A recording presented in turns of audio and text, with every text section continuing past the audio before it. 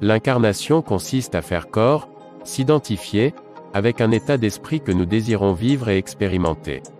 L'âme consiste en ce qui nous anime, et ce qui nous anime se résume à des pensées accompagnées de leurs sentiments respectifs. Une même émotion est toujours liée à une même pensée. Tous les états d'esprit probables, possibles et imaginables par l'esprit, sont à la portée de notre conscience individuelle. Un être peut adopter toutes les formes et se donner l'illusion d'être ce qu'il veut. Du moins en esprit.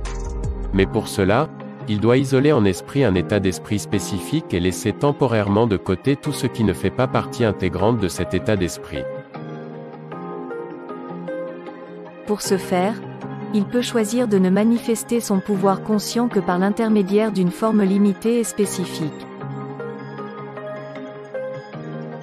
Pour nous promener, nous pouvons emprunter un vélo, une moto, une voiture ou décider d'aller à pied. Mais nous ne sommes pas vraiment limités par notre choix, car ce dernier résulte d'une décision qui ne regarde que nous.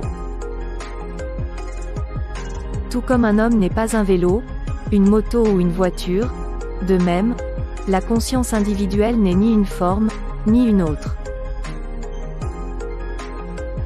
La véritable nature de la conscience est le sans forme, un des noms du divin, dans certaines traditions. Cela dit, la conscience peut s'amuser à passer en revue toutes les formes produites en esprit et dans le mental. Et elle peut, si elle le désire vraiment, associer temporairement sa nature illimitée à l'une quelconque des formes limitées qu'elle peut engendrer en esprit et dans son mental. Le corps humain est une vue de l'esprit qui a pris une forme tangible sur cette terre. L'incarnation d'une personnalité consiste en cette association temporelle avec une forme vivante et consciente. Cette forme est évolutive et susceptible de manifester quelque attribut plus ou moins important de la conscience globale d'un individu, de son collectif ou soi. Un texte de Serge Bacchino, tiré du blog Vivre Livre.